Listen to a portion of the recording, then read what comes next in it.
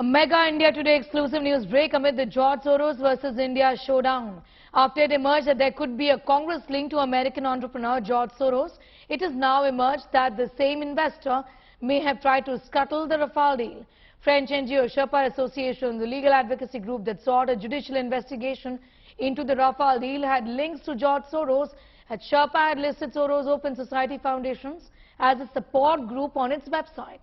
The NGO Sherpa had filed a corruption complaint with the National Financial Prosecutor of France in 2018 against the 36-aircraft Rafale deal with India.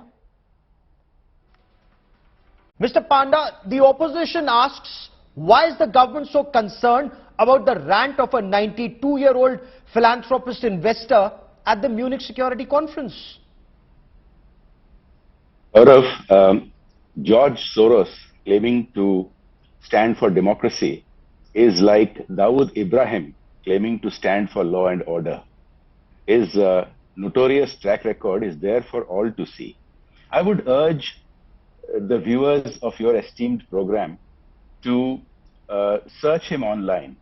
You'll find many very worrying things about George Soros. For example, the New York Post, which is a major and the oldest newspaper in the US, has done a series of investigative reports which lays it out in plain sight.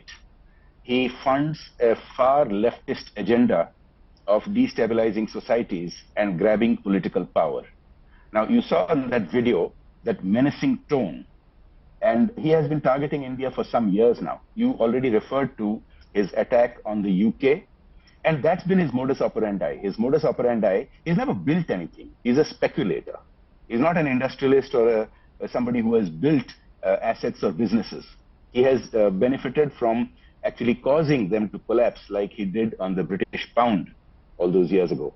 And his track record is of funding these far leftist ideologues, what we in India would call urban Naxals, into positions of power in the US and in other countries.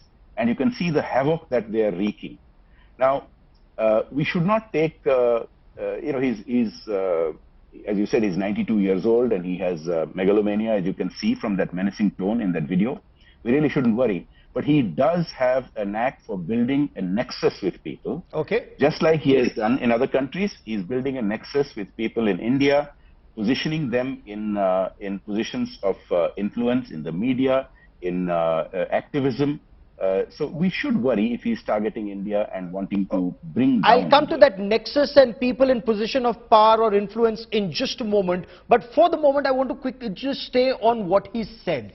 If George Soros believes that Prime Minister Modi's links with Adani will weaken, or his alleged links will weaken what he describes is as Modi's stranglehold on the federal government, how is that, sir, declaring war on India? Look, he's talking about a democratic revival, but in fact, Prime Minister Modi is the single most popular democratically elected leader in the world. He gets hundreds of millions of votes more than any other person who seeks votes in the whole world.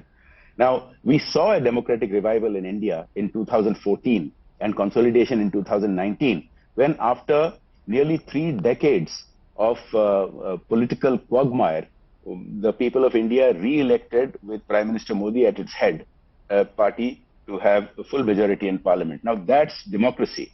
But the reality is Soros deliberately funds and champions causes, as I said, to destabilize society and to grab political power. In India, he has been championing the cause of illegal immigrants, like the Rohingyas. He has done the same in the US. He champions open borders. He champions the complete overthrow of constitutions and a democratic way of running governments. If you look at the investigative stories done on him by the New York Post, you'll see that he's got a toolkit which he's replicating in India, and we should take it seriously. So you talk of a toolkit and you talk about George Soros putting people in positions of influence. Will the Narendra Modi government then probe these individuals or organizations who may be on the payroll of either George Soros individually or the Open Society Foundation? Who are his Indian collaborators, sir? Of course we should. Now, just like he has done in other countries, here he has been championing many of these people, and the record is out there. Those who are in academia, those who are in so-called think tanks, some of them in media, exact same copycat version of what he does in other countries. Now, you know, he's attacking Mr. Adani. Now, as we have made it very, very clear, the BJP has nothing to hide at all on that front.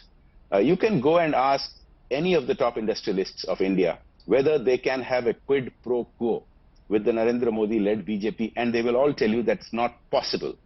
And so there are institutions which are looking into that, and we don't need to get into that. But George Soros' track record is out there for everyone to see. I urge all the viewers of your channels to look it up online, look at the investigative reports on him, and what you see should concern you about the way he's targeting in India. We should not take it lightly.